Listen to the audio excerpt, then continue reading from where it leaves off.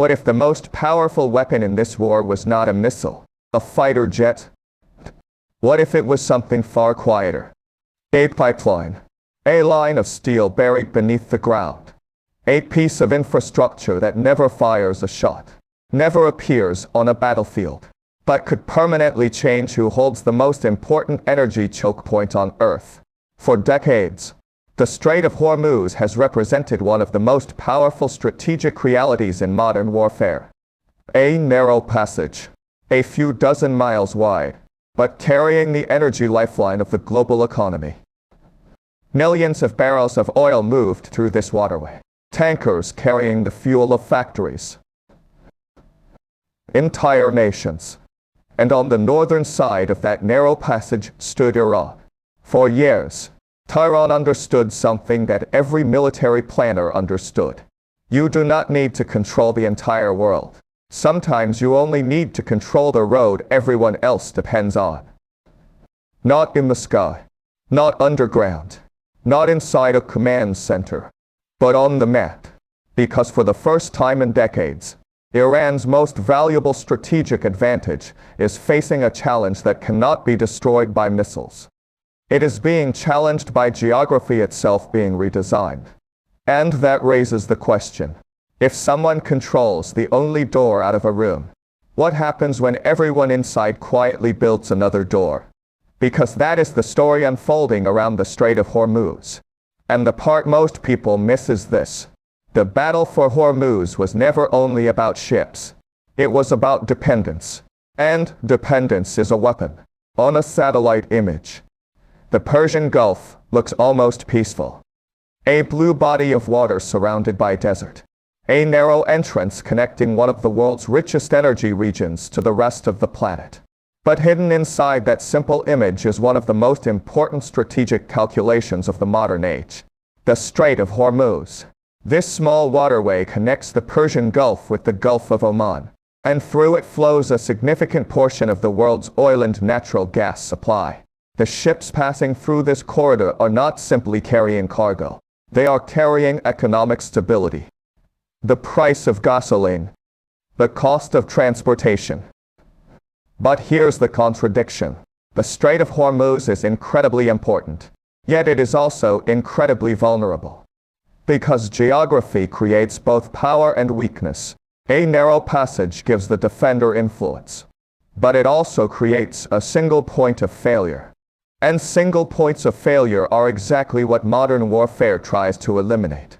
For years, Iran built its strategy around this geographic reality. Not because Iran believed it could defeat the United States in a conventional war. The numbers weren't ever comparable.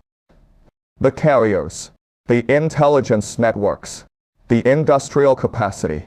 Iran understood the imbalance. So Tehran built a different kind of strategy. A strategy based on cost. The idea was simple. If Iran could not overpower a stronger opponent, it could create enough uncertainty that attacking Iran would become too expensive. This became the foundation of Iran's regional military architecture. A network of partners and proxy forces. Ballistic missiles capable of reaching regional targets. Naval systems designed for asymmetric warfare. Mines. Fast attack boats. Coastal missile batteries. The goal was not to win a traditional battlefield. The goal was to create a crisis no opponent wanted to enter. And at the center of that strategy was one geographic asset. Hormuz. Imagine the view from an Iranian coastal command center. A radar screen glowing in a dark room. A line of ships moving through the water. Every vessel represents something larger than itself. A anchor is not just a tanker. It is economic pressure. A shipping route is not just a route. It is political leverage. This was the hidden logic behind Iran's strategy. The missile was never only the weapon. The mine was never only a mine. The fear of the mine was the weapon. Because when insurance companies hesitate, when shipping companies reroute, when governments calculate risks, the battlefield has already expanded beyond the sea. It has moved into boardrooms, diplomatic meetings, and political decisions. But here's the problem. A geographic advantage only works when everyone remains dependent on it. And that is the weakness hidden inside Iran's greatest strength. You cannot move the Strait of Hormuz, but you can reduce how much the world needs it. That difference changes everything, because military power can destroy ships. It can suppress missiles. It can strike bases. But it cannot erase geography. The only way to defeat a geographic choke point is not always to attack the choke point. Sometimes it is to build around it. And that is exactly what Gulf states began doing. The first major shift happened quietly, not with explosions. Far from the headlines of fighter jets and missile launches, engineers began changing the energy map of the Middle East. The United Arab Emirates expanded its ability to move oil through the port of Fujairah, a location that sits outside the Strait of Hormuz. On a world map, this looks like a small adjustment, but strategically, it represents something much larger. A second exit, a second option, a second path that Iran cannot easily control. And that creates a new problem for Tehran, because leverage depends on scarcity. If there is only one road, the person controlling the road has enormous power. But when another road appears, the first road becomes less valuable. Not useless, but less powerful. This is why infrastructure has become the hidden battlefield of this conflict. Everyone is watching missiles. Everyone is watching warships. Everyone is watching aircraft. But the deeper competition is happening somewhere else. Under the ground. Inside ports. Along pipelines. Between energy planners and military strategists. Because the future of Hormuz may not be decided by who wins uneven confrontation. It may be decided by how much of the global economy still depends on that confrontation. The UAE's pipeline expansion represents this new strategic reality. A pipeline cannot defeat an enemy fleet. It cannot intercept a drone. It cannot protect a tanker crossing dangerous waters. But it can change the calculation before the conflict even begins. And that is the part most people miss. The purpose of a bypass pipeline is not to replace every barrel moving through Hormuz overnight. That would be unrealistic.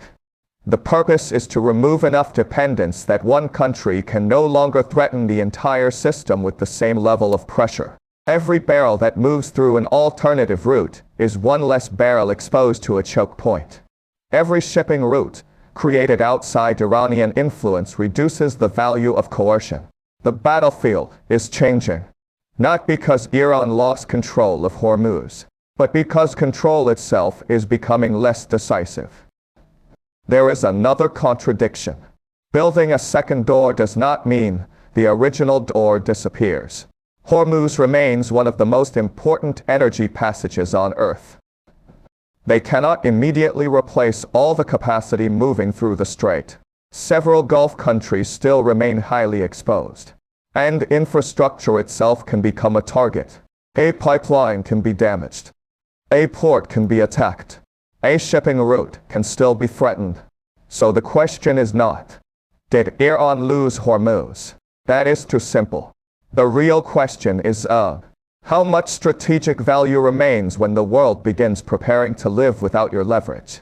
Because this is where the story becomes bigger than oil, bigger than Iran, bigger than one war. The lesson here is that modern conflicts are no longer only decided by weapons.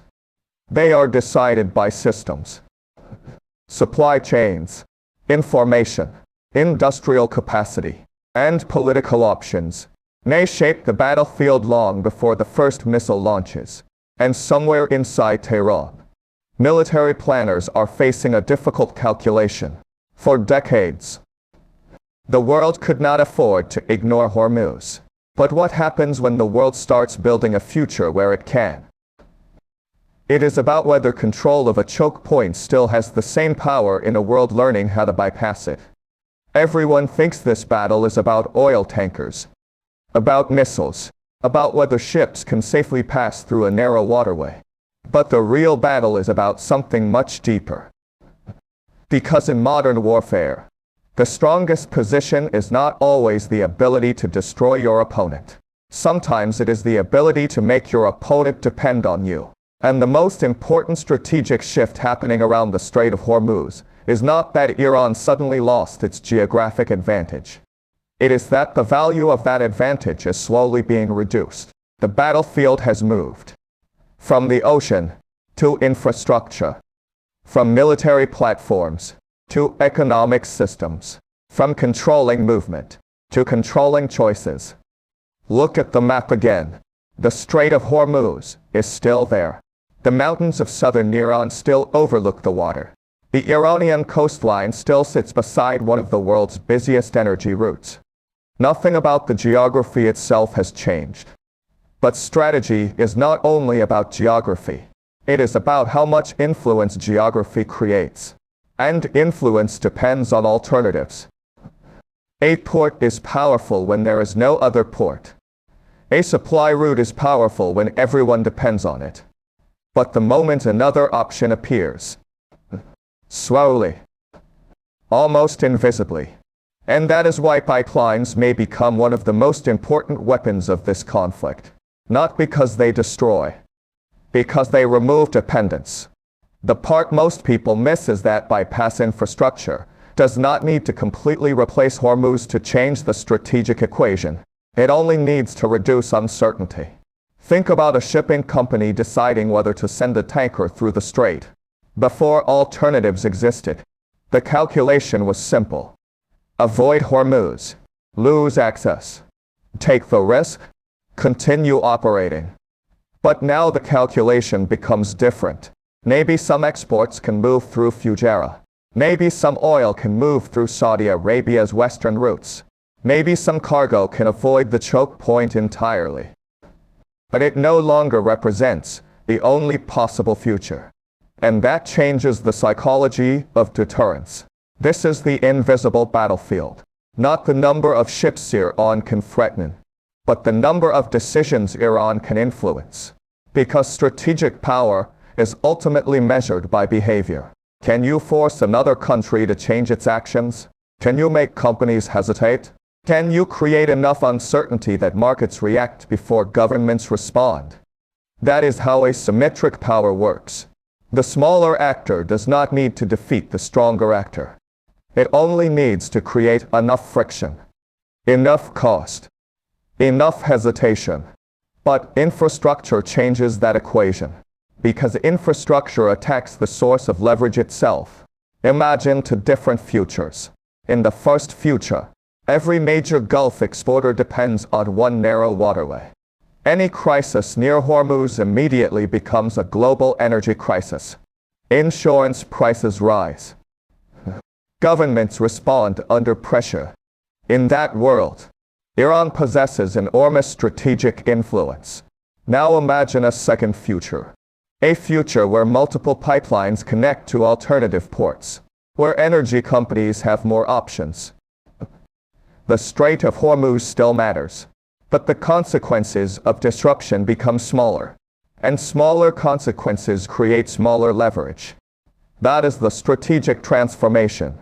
The weapon has not disappeared. Its impact has changed. This is why the UAE's investment matters beyond the pipeline itself. The pipeline is not simply a transportation project. It is a political statement. We are preparing for a future where access cannot depend on a single point controlled by a potential adversary. And that message extends far beyond Iran. Because every country watching this conflict is asking the same question. What happens if your most valuable strategic advantage becomes predictable? What happens if your opponent has enough time to adapt? History shows that powerful military strategies often fail for the same reason. They depend on an assumption that the opponent will not change, that the enemy will fight the same way, that the battlefield will remain the same. But the battlefield always evolves. The lesson here is that infrastructure is a form of strategic memory. A missile can be launched once. A ship can be sunk. A military operation can end. But infrastructure creates a permanent change in future calculations. A completed pipeline does not disappear when a ceasefire begins. A new port does not vanish when diplomats shake hands. A new supply route does not forget why it was built. Every kilometer of alternative infrastructure represents a lesson learned from vulnerability. And once that lesson becomes concrete and steel, it becomes extremely difficult to reverse. But there is another contradiction. If bypass routes are so powerful, why not simply replace Hormuz completely? Because reality is more complicated. The Strait of Hormuz handles enormous volumes of energy, far more than existing alternatives can absorb. Many Gulf states remain dependent on the waterway. Some countries have invested heavily in bypass systems. Others have not. And even the best infrastructure can become a target. A pipeline does not eliminate conflict. It changes the battlefield. A port outside Hormuz can still be attacked. A pipeline can still be disrupted. A shipping route can still be threatened. The vulnerability moves. It does not vanish. And this reveals one of the most important principles of modern warfare. A fortress does not remove vulnerability. It changes where vulnerability lies. For decades. Now the vulnerability is becoming a much larger network. Ports. Transportation corridors. The battlefield is expanding. And the side that protects the entire system may have the advantage over the side that controls only one critical point. This also changes diplomacy. For years, reopening Hormuz represented one of the most valuable bargaining chips in any regional crisis. If Iran could threaten the world's energy flow, it could demand attention. It could create urgency. It could force other countries to respond. But as alternative routes expand, that bargaining power changes. How much pressure can you create before others adapt? Because adaptation is the enemy of coercion. A strategy based on dependency works best before dependency disappears. The geopolitical consequences extend even further. China, Europe, the United States. Every major economy watches energy security differently after a crisis like this. Because modern globalization was built on efficiency. The cheapest route. The fastest route. The most concentrated system. But concentration creates vulnerability. And vulnerability creates strategic competition. The future may not belong to the country with the largest military. It may belong to the country that builds the most resilient system. And this is the biggest lesson from Hormuz. Everyone saw the ships. Everyone saw the missiles. Everyone saw the military confrontation. But underneath the visible conflict was another war. A war over dependence. A war over alternatives. A war over whether one country can continue using geography as a strategic weapon in an age of adaptation. The Strait of Hormuz is still one of the most important waterways on Earth. Iran still has geographic advantages. The energy system is still deeply connected to this narrow passage. But the calculation has changed. Because for the first time, the world is actively building around the problem. Can Iran control the Strait of Hormuz? The real question is, how much power remains when the world builds enough alternatives to survive without your permission? They may be decided by who controls the ability to adapt. So the question for you is a dangerous misunderstanding. Do you believe future conflicts will be won by the country with the strongest weapons or the country that builds the strongest systems before the war even begins?